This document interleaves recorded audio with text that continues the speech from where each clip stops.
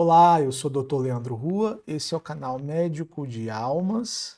Eu tenho trabalhado há algumas semanas o projeto Médicos de Terceira Grandeza. Se você quiser saber mais, tem 2 vídeos já nesse canal, você puxa aí e assiste. Mas explicando para vocês, é um conceito que veio de Blaise Pascal, que é um grande grande físico, matemático, também filósofo, né? Que fala que na ordem da vida nós temos três grandezas. A primeira grandeza é a ordem do corpo, é a ordem externa, do exterior, o ter, o possuir, o físico, sarado, malhado, possuir riquezas. A segunda grandeza que qualquer homem pode encontrar é a grandeza da genialidade, da intelectualidade. E a terceira grandeza é a grandeza da ordem dos santos, que é muito, mas muito, muito, muito superior às outras grandezas.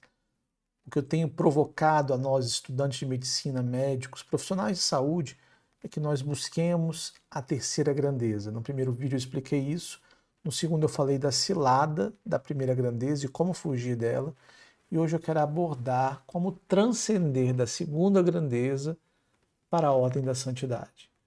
Sim, a terceira grandeza foi inaugurada por Cristo e a Virgem Maria, mas pasmem, existem muitos médicos que conseguiram chegar nessa ordem de grandeza. Já falei no primeiro vídeo do venerável Jérôme Lejeune, francês. No segundo vídeo eu falei do italiano Giuseppe Moscati. E hoje eu quero falar para vocês de um japonês, Takashi Nagai, um médico radiologista. Então fica aí no vídeo para pegar essa história que é belíssima, belíssima. Mas, a bem da verdade, muitos de nós médicos nos perdemos na segunda grandeza. Adquirimos a primeira, mas não satisfeitos, que a concupiscência quer sempre mais, mais, mais, desejamos a segunda. A ordem da genialidade, o super especialista, publicador de artigo, referência na cidade, no estado, no Brasil, no mundo, presente em todos os congressos, né? Essa ordem que quer ter prestígio, fama, poder, que tem muito a ver com a genialidade do intelecto, descobertas, pesquisas. Isso por si só, obviamente, não é ruim, não é imoral. Imoral é o que nós fazemos com isso, ao nos deixar dominar e colocar isso como projeto de vida. Nós vamos, nesses vídeos, elevar o sarrafo, trazer a gente para algo muito superior, que transcende a essa grandeza, que é a grandeza da ordem dos santos, e gerar isso no nosso coração. Por que a segunda grandeza não deve ser uma meta para ninguém? Meus queridos, quando a gente fixa nosso projeto de vida na segunda grandeza, nós estamos construindo um castelo de areia, inflando uma imagem, e uma imagem dá trabalho para ser mantida. Assim como um castelo de areia, aquilo que é belíssimo, com um sopro, com uma água se desfaz, uma imagem construída, um projeto de vida que se baseia em prestígio, ele precisa ser sustentado. E sustentar isso gasta muita energia psíquica e até espiritual. A inteligência e as vaidades da inteligência ficam numa ordem que gera arrivismo, que gera uma tendência à proteção. O homem tem 2 vidas. Uma é a vida verdadeira, aquilo que ele é diante de Deus, e a sua vocação. Santa Teresinha, mais uma vez, eu sou o que Deus pensa de mim. E uma vida irreal, imaginária, que ele projeta, e projeta sobre si e sobre os outros. O homem, ao invés de gastar sua energia psíquica e espiritual para cultivar esse projeto que ele é, ele gasta muitas vezes a sua energia psíquica e espiritual para cultivar o que ele tem que parecer ser. O bem-sucedido, aquele que se deu bem na vida, que venceu. E o médico é muito tentado a isso. Convenhamos, nós somos muito tentados a parecer sem ser. Então nós buscamos muitas vezes uma vida de prestígio, uma vida de posses, primeira grandeza, mas quando já as atingimos, queremos muito mais, né? Queremos ser as referências. por si só, a genialidade e a intelectualidade não é um mal. Isso é amoral. Não tem mal nenhum em você ser um gênio. O problema é quando você vive tentando defender a sua genialidade. Quanto que desgasta ser o primeiro? Mais uma vez, Santa Teresinha dizia para as irmãs do Carmelo, porque essa tentação acontece em todos nós, né? Irmãs, todos buscam o primeiro lugar. Vamos lutar pelo último, lá ninguém quer. Vai gastar menos energia. Ela foi percebendo que ser a primeira do Carmelo, do convento, gastava muita energia. Então ela falou, por que eu vou gastar essa energia? Me deixa lá no último lugar, porque lá ninguém quer. Então a minha energia vai ser colocada toda para aquilo que ela deve ser colocada, para a elevação daquilo que eu sou, filho de Deus, aquilo que Deus pensa de mim. A segunda grandeza, quando ela é o projeto de vida, ela é uma grande armadilha. Um castelo de areia que precisa ser protegido, que gera concorrência e que a qualquer sopro, qualquer erro diagnóstico, uma hora ou outra vai chegar alguém mais gênio que você na sua cidade, na sua especialidade, e vai tirar o seu trono. E vai tirar o seu trono. E isso gera muita tristeza, muitas vezes. Então, qual é a saída disso, né? Vamos parar de estudar, vamos parar de nos capacitar, vamos ser humildezinhos, uma humildade que muitas vezes é fraqueza, não é humildade coisa nenhuma, né? É mais orgulho do que tudo. Qual é a saída dessa grande cilada? Como se capacitar intelectualmente sem deixar isso te roubar o seu coração, sem deixar isso se tornar a sua grande meta, o seu castelo de areia, essa vida mentirosa que é defendida e insustentada como aquela grande bexiga que se incha, e daqui a pouco estoura, né? Como sair dessa? Ontem o Papa Leão tornou São John Newman doutor da Igreja. Ele dizia que a intelectualidade não é imoral, faz parte da vida. Me lembra muito uma frase de Chesterton que diz que quando nós entrarmos na igreja, nós não precisamos tirar a nossa inteligência, mas precisamos tirar o nosso chapéu. Isso nós temos que tirar. Tem uma passagem no Apocalipse que eu gosto muito. Existem 24 anciãos diante do trono do Cordeiro de Cristo. Mas quando se canta a liturgia celeste, o Santo, Santo, Santo, aqueles 24 anciãos se ajoelham e depõem a sua coroa. Tiram a sua coroa. Sem deixar de ser quem eles são, eles reconhecem Cristo é o que é, aquele que é, que era e que sempre será. Não há nenhum problema na genialidade. O problema é quando nós nos deixamos corromper por ela e tornamos ela a nossa identidade. Meus queridos, nós podemos nos auto-identificar a nível do ter, primeira grandeza, ou nos auto-identificar ao nível do fazer. Nós médicos temos a grande tentação de nos auto-identificarmos ao nível do fazer. Eu sou o especialista, eu sou o doutor, eu sou o médico, eu sou o presidente, eu sou o coordenador, o diretor, o pesquisador, o professor, sabe lá o que for. E quando nós nos auto-identificamos ao nível do fazer, eu não sou filho de Deus, Leandro, amado por Deus, eu sou isso. Quando eu perco isso, eu não sou ninguém. Isso gera muito sofrimento. Sabe quem passou por esse sofrimento? São Pedro. Jesus falou, Pedro, tu és pedra, e sobre essa pedra edificarei a minha igreja. O que Pedro entendeu? Ele se auto-identificou ao nível do fazer. Então eu tenho que ser forte, eu tenho que ser pedra. E quando Jesus foi preso no Getsêmani, o que Pedro fez? Eu tenho que ser forte, eu tenho que ser pedra. E Cristo falou, abaixa as suas espadas. Ele falou, ficarei contigo até o fim. E quando mais ele precisava ficar com Cristo, o que aconteceu? Ele negou Cristo 3 vezes. Essa auto-identificação ao nível do fazer, eu sou pedra, eu preciso ser a força. Quando falha, destrói a pessoa, porque ela não tem identidade nela mesma. Ela não tem uma identidade a nível ontológico, filho de Deus. A base da sua identidade não está na filiação divina, mas ela se auto-identifica a nível do fazer.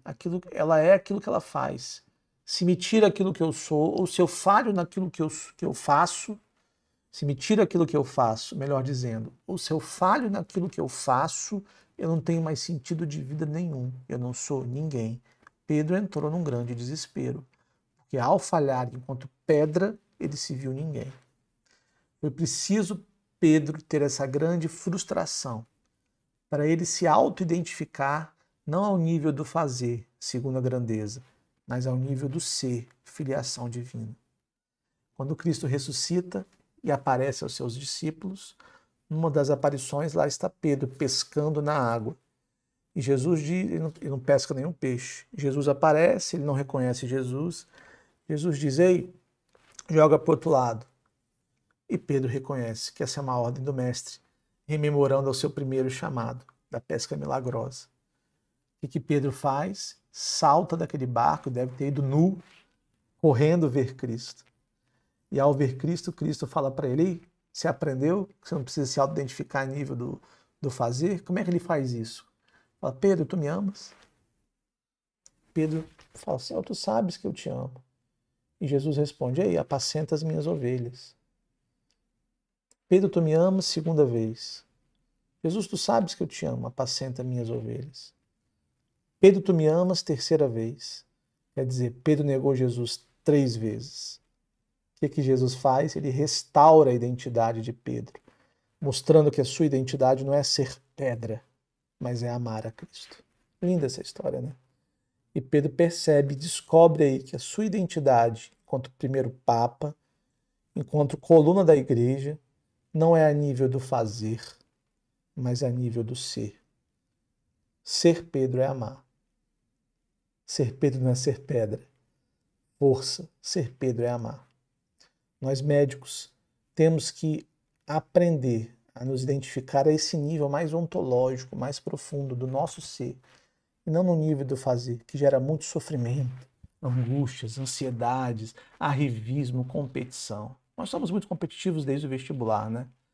É necessário, às vezes, passar pela frustração e identificar que não importa o que eu faço, eu sou amado por Deus. Mesmo que o mundo me fira, mesmo que o mundo te fira, doutor. Nada do que você possa fazer vai fazer Deus te amar menos. Uma das frases que eu quero colocar assim no meu túmulo é: eu nunca fui mais ferido pela vida do que amado por Deus. E esse sou eu. Alguém que foi mais amado do que ferido pela vida. O amor de Deus sempre nos constrange.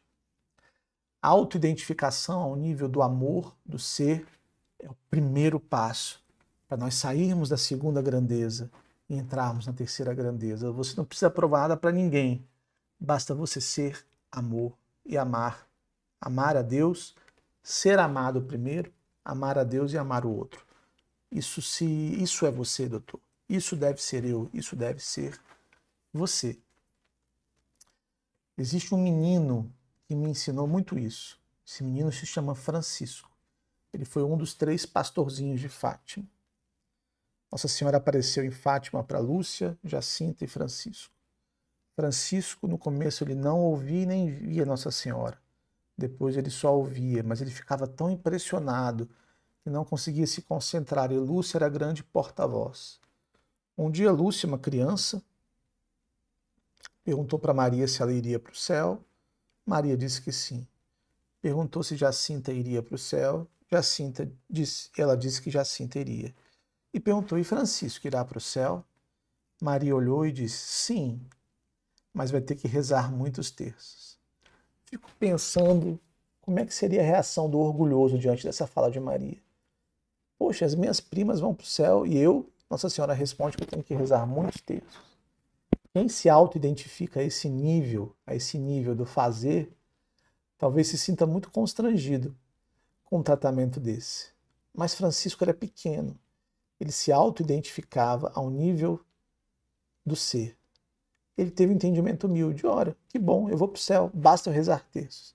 Ele entendeu que a sua missão era rezar terços.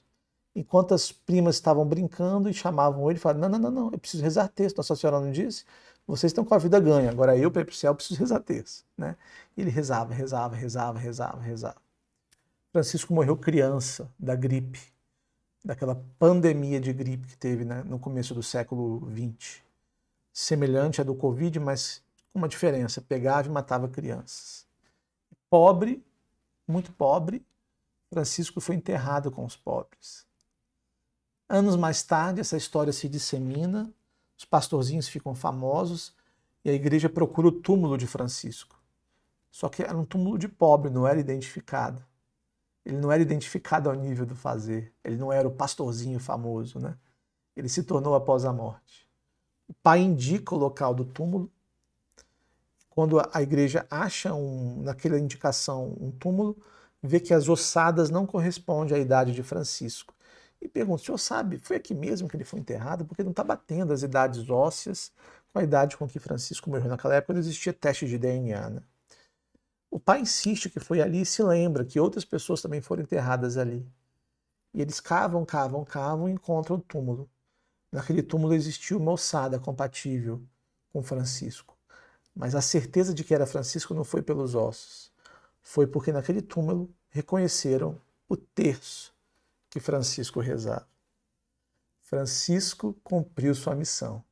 Nossa Senhora disse: para você ir para o céu, precisa rezar terços. E ele foi identificado, até na hora da morte, pelo terço. A autoidentificação não ao nível do fazer, mas ao nível do ser. Ele atingiu a ordem dos santos. Nós precisamos muito, né, médicos, sair dessa ordem e ir para uma ordem muito mais profunda. Eu quero apresentar agora, terminando esse vídeo, esse personagem real, que é um médico japonês radiologista, Takashi Nagai. Takashi Nagai, eu quero explicar como é que Takashi saiu da segunda ordem e foi para a terceira ordem. Como isso fez diferença na vida dele.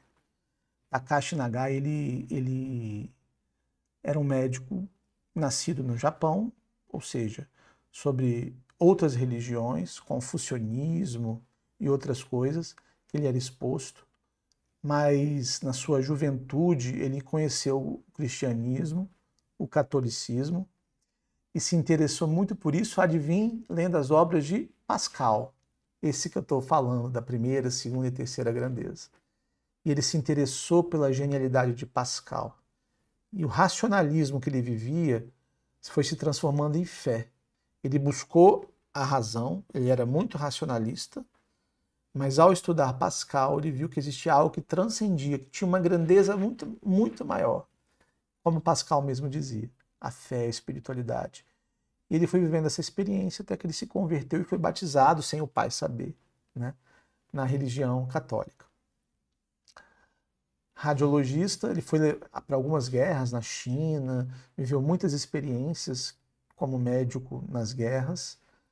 Depois se dedicou à Universidade de Nagasaki, onde ele era radiologista, e naquela época não se protegia da radiação, evoluiu com um linfoma ou uma leucemia, não me recordo agora, mas uma doença que estava matando. Sua esposa tinha 2 filhos, sua esposa também católica, seus 2 filhos, viveram um abandono dessa doença, entregaram nas mãos de Deus, e a esposa falava: será para a glória de Deus. Você se expôs a essa radiação pelos pobres e doentes, então tudo é pela glória de Deus. Até que um dia, trabalhando no hospital de Nagasaki, dando aula, inclusive, aos seus alunos, ele era um grande líder na universidade, a bomba da Segunda Guerra Mundial chega a Nagasaki. Explode a cidade inteira. Sua esposa morre nessa bomba atômica. No seu hospital, ele estava na hora da bomba trabalhando, 80% das pessoas falecem, entre doentes e profissionais. Algumas irmãs, 27 irmãs, são atendidas queimando, cantando em latim. Nagasaki era uma das poucas cidades japonesas abertas ao catolicismo. Parece que lá chegou São Francisco Xavier e evangelizou os japoneses e ficou um legado católico muito grande. Por isso, inclusive, que ele foi trabalhar lá, porque tinha como viver a sua fé católica, né? Aquele japonês já tinha uma leucemia crônica pela radiação, é exposto a uma alta carga de radiação pela bomba e a doença vem com tudo, ele quase morre. Mas no leito de morte, ele lembra de São Maximiliano Kolbe, que é um padre, e pede a cura a São Maximiliano Kolbe, que foi um grande evangelizador. E ele se levanta e escreve vários livros falando dessa história. Um deles tem no Kindle, eu comprei, chamado The Bells of Nagasaki, não tem em português, né? Os Sinos de Nagasaki. Ele narra logo depois da explosão os acontecimentos, mas sob uma visão, uma ótica cristã, uma ótica de esperança. Enquanto Nagasaki vai sendo reconstruído, o padre, na primeira homilia após a bomba, pede para que ele faça um discurso na missa. E ele fala para todos os cidadãos de Nagasaki naquele local. Essa bomba poderia ter caído mais longe. Aliás, ela não era destinada a Nagasaki. Tem um rio que corre ao redor da cidade e parece que todos sabiam que aquela bomba era para depois. Mas por algum motivo caiu em Nagasaki. E se caiu em Nagasaki é porque tinha alguma coisa da providência divina. Nós temos uma missão. Esse holocausto japonês, numa região católica, é para o fim da guerra. É para que essas almas se ofertem em intenção do fim da guerra. Nós fomos escolhidos. Takashi ensina os japoneses a transformarem a dor em amor, a ressignificarem o sofrimento. E eles acolhem, no início revoltados, mas ele depois se tornou esse grande líder da reconstrução de Nagasaki. Inclusive, o imperador japonês o visitou pessoalmente. E ele, com o seu discurso de dar sentido àquele sofrimento, naquela região católica, uma das poucas católicas japonesas, ele entende que foram escolhidos por Deus para remir os pecados da guerra, e após aquela remissão a guerra teria fim. Vamos ofertar esse sofrimento pelo fim da guerra. Essas almas devem ofertar pelo fim da guerra. E não deu outra. A guerra acabou logo após a bomba. Muitos pensarão que foi por motivos humanos, mas Takashi tem certeza que tem um motivo espiritual. Aquela oferta não foi em vão. Linda essa história, né? Em 1951 ele falece em decorrência da sua doença em evolução. Takashi Nagai conseguiu sair do racionalismo da segunda grandeza, onde ele já tinha prestígio, para uma experiência através do conhecimento de que existia algo que transcendia, que era muito mais profundo. E deu sentido a todo o sofrimento seu, dos seus pacientes, das suas cidades, com amor. Quero te convidar então nesse vídeo a ressignificar todos os seus sofrimentos, doutor, e os sofrimentos daqueles que você tem contato, elevando sua vida à terceira grandeza, à santidade. A santidade não vai te fazer ter ansiedade, como é a segunda grandeza. Você não precisa disputar com ninguém. Você não precisa ser pedra, ser forte. Você não precisa ser o melhor. Você pode ser muito bom e buscar conhecimento, mas em vista de algo maior, uma grandeza maior, que é o amor. Deus te abençoe.